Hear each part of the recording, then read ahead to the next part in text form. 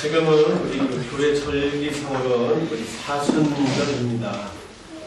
사순절은 부활절까지 주일을 제외한 40일의 기간을 뜻합니다. 부활절 46일 전부터 시작되는 이 교회 절기가 사순절입니다. 교회 달력을 보시면 3월 9일부터 이제 사순절이 시작됐다는 걸 아실 수 있습니다. 여러분 사순절을 간단히 말하면 40일입니다. 부활절 기간 전에 약 40일을 뜻합니다. 이 사순절은 여러분 무엇을 하는 기간이냐면요, 부활절을 소망 중에 기다리면서, 부활은 소망이잖아요. 내 죄를 깨끗하게 하시기 위해 예수님이 받으신 고난과 죽음을 묵상하는 기간입니다. 기니까 좀 짧게 얘기할게요. 예수님의 고난을 묵상하는 절기가 사순절입니다. 자, 예수님의 고난을 묵상해서 부활의 생명에 동참하는 기간이 이 사순절입니다. 자, 이 사순절이 주는 우리 메시지를 제가 간단히 재밌는 얘기 하나로 표현하겠습니다. 여러분, 주일학교 선생님이 아이들에게 물었습니다. 얘들이 복음을 알고 있나 싶어서 물었어요. 여러분, 만약 내가 집과 자동차를 팔아서 그 돈을 몽땅 교회에 드린다면 천국에 갈까요? 애들이 얘기했습니다. 아니요. 만약 내가 매일같이 교회 청소를 한다면 천국에 갈까요? 아니요. 그럼 내가 동물들에게 친절히 대하면 천국 갈까요? 아니야. 선생님이 너무 흐뭇했습니다. 애들이 복음을 아는구나. 그래서 물었대요. 그러면 어떻게 해야 천국에 가죠? 어떻게 해야 여러분 구원받죠? 5살 된 아이가 손을 높이 들다니 받겠습니다. 죽어야죠. 여러분, 이 이야기가 우리에게 주는 간결하지만 함축적인 메시지가 있습니다. 고난 없이는 생명으로 재탄생했습니다. 고난 없는 부활절은 하나님 말대로 안고 없는 집단입니다. 고난에 대한 묵상이 없는 부활절은 아이고 또 돌아왔네. 라고 그냥 계란이나 깨먹는 부활절에 들어갑니다. 저는 여러분들이 이 고난을 묵상하는 사순절 기간에 고난을 정말 제대로 묵상하실 수 있게 바랍니다. 그래서 이제 앞으로 한 달 뒤면 부활절이 옵니다. 그때 여러분의 마음속에서 정말 부활의 새 생명이 여러분의 마음속에 태어나길 바랍니다. 여러분이 믿는 부활이 죽은 뒤에 다시 살아 라는 개념의 부활이 아니고 여러분의 삶을 실제로 바꾸고 이미 여러분의 인생 속에 와 있는 하나님의 나라를 경험케 하는 하나님의 능력으로 믿어질 수 있길 바랍니다. 자, 저는 그러면 오늘 여러분들에게 이제 이 말씀을 드리려고 합니다. 여러분이 죽는 법으로 여러분에게 하나님이 주시는 고난을 끌어안는 법을 말하겠습니다. 어떻게 해야 천당에 갈 수 있죠? 죽어야죠. 어떻게 해야 내가 부활의 생명으로 다시 태어날 수 있죠? 고난 받아야죠. 오늘 이 말씀을 통해서 여러분 고난을 묵상하게 되고 고난을 끌어안게 될 수 있길 바랍니다. 그래서 정말 앞으로 다가올 부활절이 여러분에게 가슴 설레는 마음으로 기다리시길 바랍니다. 자, 그러면 우리 이런 우리 주제의식을 가지고 오늘 말씀으로 들어가 보겠습니다. 요한복음 보겠습니다. 요한복음 2장 13절에서 22절 말씀을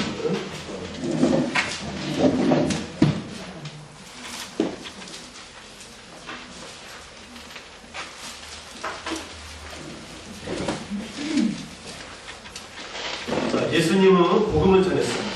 이 말을 달리 표현하면요, 유대교 종교 지도자들과 끊임없이 갈등이 있습니다. 같은 말입니다. 복음을 전했다는 건 예수님이 유대교 종교 지도자들과 끊임없이 부딪히고 적대적인 관계에 있었다는 뜻입니다.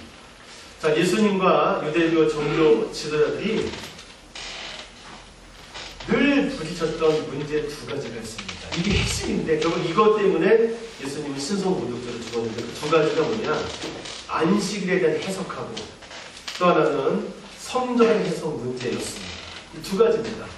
자, 안식일 해석이 예수님과 유대교 종교 지도자들은 달랐습니다. 성전 해석 문제가 달랐습니다. 자, 오늘은 이 두 가지 문제 중에서 성전의 해석 문제입니다.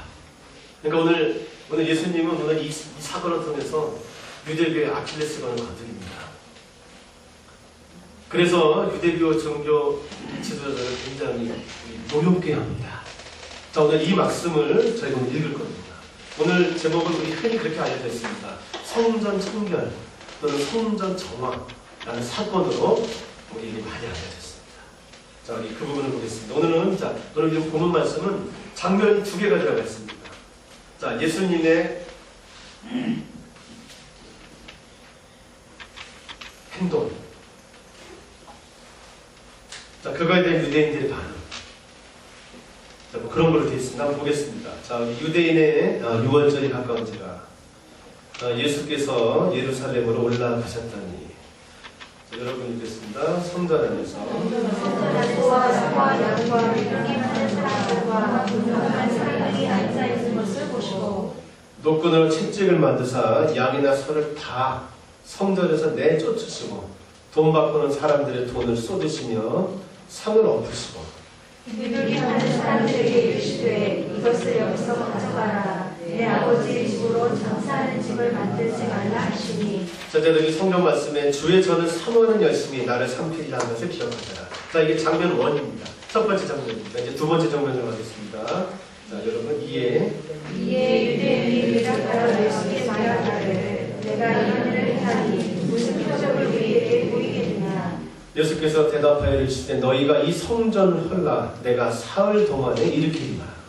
유대인들이 이르되 이 성전은 46년 동안에 지었거든 내가 3일 만에 일으키겠느냐 하더라. 그러나 예수는 성전된 자기 육체를 가리켜 말씀하신 것이라. 죽은 자가 가운데서 살아나신 후에야 제자들이 말씀하신 것을 기억하고 성경과 예수께서 하신 말씀을 믿었더라. 자, 이 장면을 좀 정리해보겠습니다. 먼저 장면 1 정리하겠습니다. 여러분, 유대인의 3대 절기 중 하나가 바로 유월절입니다. 자, 유월절에 여러분 유대인의 남자들은 다 해야 하는 일이 있습니다. 재물을 가지고 가서 자기 소득 수준에 맞는 재물을 가지고 가서 제사를 드려야 합니다. 반드시 여러분 예루살렘 성전에 가야 합니다. 자, 예수님은 이 제사를 드리기 위해 온 사람들, 우리 세 글자로 순례자라고 합니다. 자, 순례자들로 버글거리는 성전에 갔습니다. 성전에 가니까 여러분 누가 있었냐면 오늘 14절, 15절을 보시면 여기 상거래하는 행위를 하는 사람들이 있었습니다. 예수님들은 이 상거래 행위하는 사람들을 거칠게 내쫓았습니다. 여러분 원래 이 지금 본문하는 상거래는 원래 좋은 뜻에서 시작됐습니다. 순례자들에게 편의를 제공하기 위한 행위였습니다. 왜냐하면 여러분 제사 드릴 때 반드시 재물이 필요합니다. 자, 제가 만약에 예루살렘에서 한 30km 정도 떨어진 곳에 사는 성인 남자입니다. 저는 염소 한 마리 드리는 게 맞아요. 그럼 여러분 그 30km에서부터 염소를 끌고 가서 여러분 잡아서 다 도축을 해서 여러분 제사를 드려야 됩니다. 불편하죠. 그래서 여러분 갈 때 우리 돈을 갖고 갑니다. 가면 이제 거기 그 성전 주변에서 짐승을 파는 사람들이 있어요. 그걸 염소 사서 여러분 제사 드리는 거예요. 그래서 원래 그런 사람들 갑작스럽게 재물을 준비 못했거나 장거리 여행 때문에 재물을 갖고 올 수 없는 사람들 때문에 생긴 것이 바로 예루살렘 주변의 이 재물 상인들이었습니다. 자, 원래는 그렇게 시작했어요. 좋은 뜻입니다. 그런데 시간이 가면서 이게 무엇을 들리느냐. 여러분 항상 이익이 있는 곳은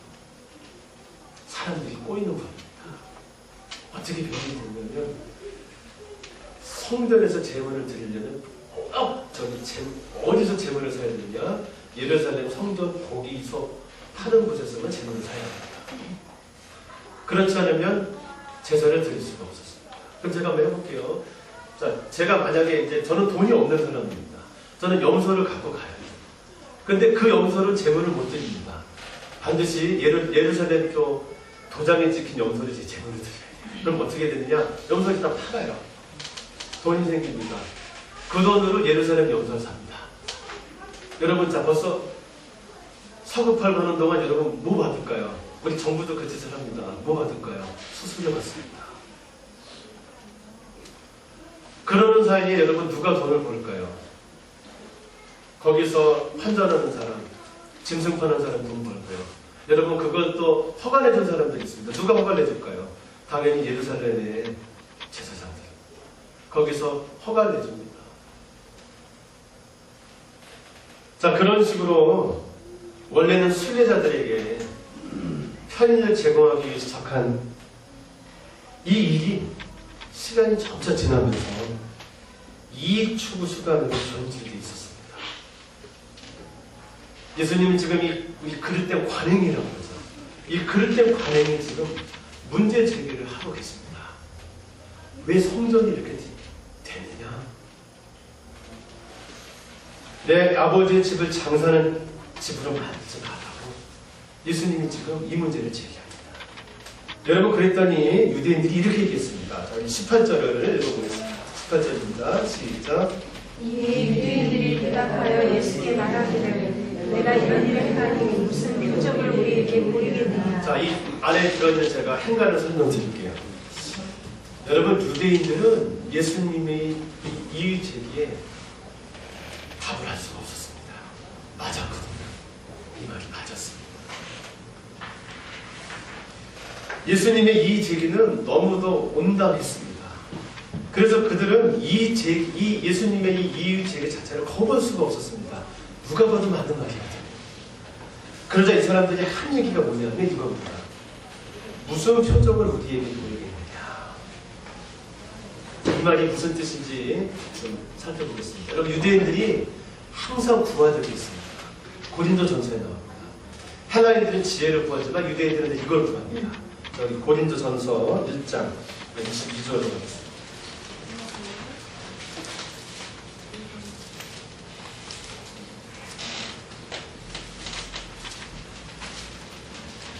그 당시 여러분 헬라 문화가 꽃을 피웠던 시기입니다. 자, 그걸 우리 로마가 이어받아서 우리 로마 문화를 펼쳤던 그 시기인데, 자, 그 당시 시대성입니다. 1장 20절 읽겠습니다. 시작. 유대인은 표적을 구하고 헬라인은 지식을 찾으라. 맞습니다. 유대인은 뭘 찾습니까? 표적을 구합니다. 여러분, 예수님의 이 제기는 너무도 옳았습니다. 그래서 유대인들은 그거를 거부하지 못했어요. 그래서 묻는 겁니다. 당신이 하는 일은 옳고 맞소. 당신이 하는 건 참 온당한 일이요. 그런데 당신이 그런 권위가 있는 사람이요? 그걸 지금 묻고 있습니다. 행위 자체는 맞아요. 자기들도 인정할 수밖에 없는데 묻는 거예요. 그럼 네가 그런 일을 할 만한 권위가 있어? 그 얘기가 뭐냐? 표적을 좀 내놔봐요. 여러분, 유대인들이 얘기하는 표적은 초월적인 현상을 뜻합니다. 홍해가 갈라지는 거, 우리 여호수아 때 있었죠. 해가 서버리는 거, 뭐 그런 걸 뜻합니다. 그래, 당신이 그런 일을 한다면 네가 그런 권위를 가졌는지를 봐봐. 그게 바로 이번 본문의 이 이야기입니다. 그러자 예수님은 뭐라고 얘기하셨느냐? 다시 우리 요한복음을 보기 전에 먼저 마태복음으로 가겠습니다. 마태복음 16장 1절입니다.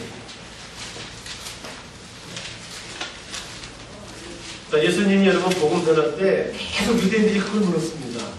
너 그 권위가 어디서 난 건데? 계속 그걸 물었습니다. 하는 일은 특별히 뭐 잘못한 게 없습니다. 병자 고치고 꼭 이걸 묻습니다. 너 그것은 어디서 났는데? 다시 말하면요. 그럼 표적 좀 보여봐야겠어. 자, 우리 요한복음 16장, 마태복음입니다. 16장 1절입니다. 바리새인과 사두개인들이 와서 예수를 시험하여 하늘로부터 오는 표적 보이기를 잘하고 다시 계속 표적을 내놔봐. 너 그 일을 할 만한 권위 가졌는지 좀 내놔봐였습니다. 자, 예수님이 이렇게 얘기합니다. 16장 2절부터 4절 읽겠습니다. 시작.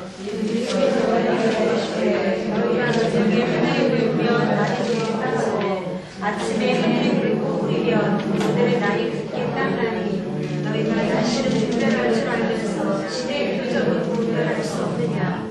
아까도 온다는 세대가 표적을 구하나 유다의 표적밖에는 보여줄 표적이 없느니라 하시고 그들을 떠나가시니라. 이 얘기를 여러분 이제 이따 적용하겠지만 제가 다시 한번 얘기해요. 악화가 온다는 당신들은 우리는 계속 표적을 구합니다. 그러나 이런 우리에게 하나님은 말씀하십니다. 내가 너희들에게 줄 표적은 너희의 표적밖에 없다 하십니다. 오늘 제가 이 얘기로 하려고 하는 거예요. 여러분 자꾸 표적 구하세요. 저도 마찬가지예요. 그런데 하나님이 우리에게 보여주신 표적은 너희의 표적밖에 없습니다. 자, 이걸 가지고 다시 요한복음으로 오겠습니다. 자, 요한복음 2장이잖아요. 자, 예수님이 자, 당신 표적을 좀 보여봐. 너 그런 일 할 권위 가졌어? 표적을 좀 해봐. 그랬더니 예수님이 뭐라고 했느냐? 표적을 보이지 않았습니다. 그러놓고 하신 얘기가 이겁니다. 19절. 자, 제가 예수께서 대답하여 이르시되 읽을 테니까 여러분 나머지 읽으세요. 시작. 예수께서 대답하여 이르시되 자, 표적을 보이라고 했더니 예수님의 답입니다. 이 성전을 헐어라. 내가 사흘 동안에 일으키리라. 여러분 동문서답한 거죠 사실은. 표적을 보이라고 했더니 표적은 안 보이고 이 성전을 헐랍니다. 다시 일으키네요. 이 말은 표적에 대한 거부입니다. 오늘 아까 마태복음 보셨죠? 야, 보일 표적이 없어. 내가 보일 건 오직 요나의 표적밖에 없어. 오늘 이 예수님의 말씀은 표적의 거부에 대한 동시에 자기 부활에 대한 암시입니다. 자, 그럼 이 말이 무슨 뜻인지 좀 더 생각해 보겠습니다. 여러분, 유대인들은 결코 성전을 허물 수가 없습니다. 우선 물리적으로 불가능합니다. 이 성전은 헤롯 성전인데 헤롯이 46년에 걸쳐서 대포로 공사를 해서 여러분 지은 성전입니다. 그걸 여러분 허물 수가 없죠. 뿐만 아니라 여러분 이 성전을 유대인들이 결코 허물 수 없는 이유는 이 성전은 그들에게 표적이었기 때문입니다. 무슨 표적이요? 잘 들으세요. 우리들만이 하나님의 백성. 다시 이렇게 우리들만이 하나님의 백성임을 드러내는 자랑스러운 표적이 바로 성전이었습니다. 여러분 이맘때 성전이 하나 더 있었어요. 그리심산에 우리 그 사람들 누구더라? 그리심산에 사마리아인들 여러분 성전이 있었어요. 그건 성전이 아닙니다. 그건 유대인이 아니에요. 여러분 성전은 그들에게 어떤 표적이냐? 우리들만이, 자, 계속 제가 만이라는 것이 우리들만이 하나님의 백성입니다. 우리는 이방인들보다 우월한 존재야. 하나님 나라에 들어갈 백성들은 우리밖에 없어. 라는 걸 드러내는 표적이 바로 성전이었습니다. 그들은 결코 이 성전을 할 수가 없습니다. 그래서 그들에게는 하나님보다 성전이 더 중요했습니다. 다시 한번 그들은 하나님보다 성전이 더 중요했습니다. 그들은 이 땅에 오신 하나님보다 자기들이 세운 성전을 훨씬 더 소중했습니다. 예수님은 지금 그 성전을 허물라고 하십니다. 우상을 박살내라 라고 이야기하십니다. 참 성전은 자기 우상을 버리고 예수님을 따르는 사람들이며, 참 성전은 자기 동생을 위해서 예수님이 걸어가신 이 길을 걸어가는 인격체라는 걸 지금 예수님이 표적 거부를 통해서 말씀하고 계십니다. 예수님은 생명이란 우상이 파괴됐다면 나오고 있습니다. 신앙이란 내 우상을 허무는 고난을 고난 속으로 뛰어들 용기다 말씀하십니다. 부활이란 내 성전을 허무는 자기 부인의 고난을 겪은 사람만이 체험할 하나님의 능력이다. 내 성전을 허무는 자기 부인의 고난을 겪은 사람만이 겪게 될 일선이다. 우리 예수님은 그의 제자들에게 가르치고 계시는 것입니다. 여러분, 오늘 예수님이 성전을 헐어라, 내가 사흘 만에 일으킨다 얘기하신 지 지금 2000년이 지났어요. 그런데도 우리는 여전히 상징적으로 우리는 상행위가 일어나는 예루살렘 성전을 살고 있습니다. 우리는 예루살렘에 삽니다. 여러분, 이 예루살렘의 가운데 뭐가 있느냐? 성전이 있고 그 안에는 내 제사를 받는 우상이 있습니다. 이 우상은 여러분 내 틀입니다. 나 중심의 선악 판단입니다. 여러분, 우리 중에서 내 틀, 제가 심리학적 용어 쓸게요. 자기 규칙입니다. 자기 규칙. 여러분, 우리는 자기 규칙대로 하면 불편해요. 그런 거예요. 저는요, 이렇게 뭐 할 때 이렇게 있으면 좀 불편해요. 이렇게 되어 있어요. 저는 이렇게 돼야 마음이 편해요. 아시죠? 저는 이 틀을 갖고 있습니다. 여러분, 이 틀 없는 사람 없어요? 아무도 없습니다. 저는 잠자기 전에 발을 씻으면 여러분 불편합니다. 근데 또 안 불편한 인간들도 있더라고요. 서로 불편해요. 그래서 저는 가끔 틀을 깨기 위해서 발 안 씻고 잡니다. 왜요? 정상 속이 있을 거예요. 여러분, 우리에게는 이렇게 틀이 있습니다. 어린 시절에 가족 없이 자란 사람에게 여러분, 가정은 화목해야 되라는 틀이 있습니다. 여러분, 이거 없는 사람 없어요. 우상은 나 중심의 선악 판단입니다. 여러분, 여기서 뭐가 나오느냐? 풍요가 행복의 조건이라는 착각이 나옵니다. 여러분, 다시 말할게, 행복과 풍요는 상관이 없습니다. 이거는 여러분, 인류의 위대한 지성들이 다 얘기하는 겁니다. 성령 받은 사람들 다 이야기합니다. 행복과 풍요는 절대적이지 않다. 그런데 우리는 절대적이라고 믿어요. 여러분, 여기서 이 우상에서 뭐가 나오느냐? 풍요가 행복의 위대한 조건으로 착각이 나와요. 그럼 여러분, 풍요해져야 되잖아요. 그러려면 여러분 뭐 해야 될까요? 반드시 남과 경쟁해야 되고 비교해야 됩니다. 이런 태도가 나옵니다. 이게 바로 이 시대의 예루살렘이며 이 시대의 성전입니다. 여러분, 이 성전이 우리 안에 다 있습니다. 풍요와 행복의 유일한 조건입니다. 그러려면 나는 쟤를 이겨야 되고, 이겨야 되니까 이런 만남 못하냐, 비교부터 하죠.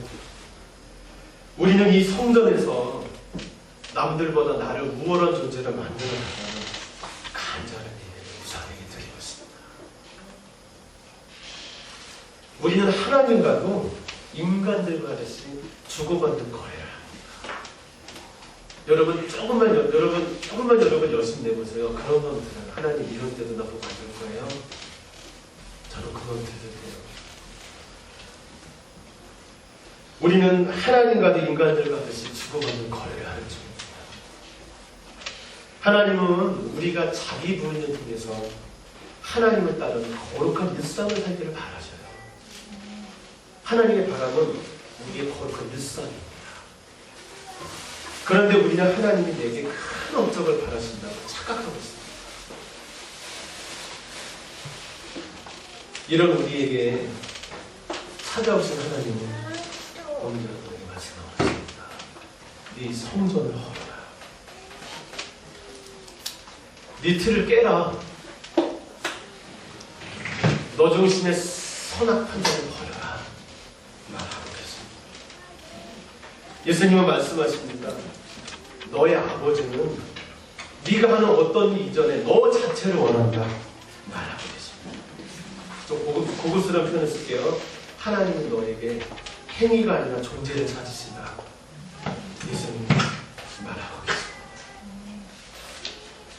우리는 여러분 살면서 형성된 강력한 틀을 갖고 있습니다. 규칙을 갖고 있어요. 인간은 정직해야 돼. 남자는 울면 안 돼. 사내 새끼가 뭐 그런 우리는 그걸 틀을 갖고 있고요. 우리는 그거를 고집합니다. 내 뜻대로 되지 않으면 난 불행하다고 투덜거리기 시작합니다. 그러면서 우리는 나를 화려하게 해줄 표적을 찾아 여기저기 헤맵니다. 하나님이 이미 와 계시고 하나님이 이미 나와 함께 하시며 나에게 가장 필요한 걸 주고 계신데도 우리는 나를 화려하게 해줄 무엇을 찾아다닙니다. 그러면서 일상의 소중함을 느끼지 못하고 있습니다. 우리는 그렇게 인생이라는 선물을 이미 받았는데도 열어보지 못하죠. 그러면서 계속 그래요. 이미 받았는데 왜 없어요? 왜 안 줘요? 화내고 하나님께 짜증내고 하고 있어요. 여러분, 저는 오늘 진리를 말씀드리겠습니다. 여러분, 내 뜻대로 되지 않아도 됩니다. 내 기대대로 되지 않아도 됩니다. 진리입니다. 믿으시기 바랍니다. 다시 말씀드립니다. 내 뜻대로 되지 않아도 됩니다. 내 기대대로 되지 않는다고 내 인생이 불행한 거 아닙니다. 하나님이 내일 선물로 주시는 일상이 기독교들 들었을게요. 부모는 선물이죠. 여러분이 선물로 받은 부모 속은 나를 행복하게 하고 나를 하나님의 자녀들로 주셔서 소중한 것들을 가져갑니다. 그런 의미로 믿으시길 바랍니다. 행복은 뭡니까? 내 틀이 깨지는 겁니다. 내 틀이 깨진 그 자리에 행복이 있습니다. 우리는 조금 불편하면 하나님께 저주받았다고 다닙니다. 복음 하나 들어가세요. 여러분의 틀이 깨지는 게 행복입니다. 전 옛날에 바라시고 자면 온 몸이 세균에 감염돼 죽는 사람. 아닌데 여러분, 바람 씻고 자도 괜찮아도 가면 괜찮아요. 옆에 사람은 몰라요. 바람 씻고 자는. 여러분, 내 틀이 깨지는 게 행복이에요. 자녀들이 여러분 내 뜻대로 말 안 들어주니까 괜찮아요. 괜찮습니다. 여러분 잘 지키세요. 아까 저 저기 있다가 뛰어날 뻔했어요. 서영구 선생님 때문에. 저기 찬양합니다. 저들이 마귀지 저게 사나. 근데요, 제 안에서 성령이 그러셔요. 괜찮아. 네 틀을 깨. 제 틀은 뭐냐면 찬양인도 때 이러면 아니에요, 찬양. 이거 찬양인도 아니고 저는 찬양인도가 이게 찬양인도거든요. 하나님 이제 네 틀을 깨. 아멘. 아까 중간에 한번 제가 끼어들었잖아요. 하나님 찬양을 내가 다를 테니까 너는 찬양했어. 서영이 한번 부르고 서영이 부르려고 100번을 하다가 안 불렀어요. 서영이 안 부르고 조금 제 마음에요. 그랬더니요. 은혜가 있어요. 여러분 밤에 말씀하셨어요. 대신 여러분 인생 속에 임하신 하나님 감사하세요. 내 틀이 깨지는 게 행복입니다. 내 성전이 허물어지는 게 은혜입니다. 그래서 하나님은 내 틀을 깨기 위해 찾아오세요. 그러니 여러분, 내 틀이 깨질 때가 많잖아요. 내 틀이 깨지면 우리는 일단 기본적으로 불쾌해지고 불안하고 짜증납니다. 여러분, 그때가 두려워하세요. 플리즈, 제발. 좋습니다. 괜찮습니다. 하나님이 내 성전을 헐러 오실 때, 헐라고 말씀으로 오실 때, 대신 감사하고 받아들여요. 하나님이 나를 불편하게 하는 현실로 오실 때, 그 불편하게 하는 현실 속에 하나님의 무슨 메시지가 있는지를 들을 수 있어요. 그렇게 내 성전을 허무십시오. 철저히 부서져 내리세요.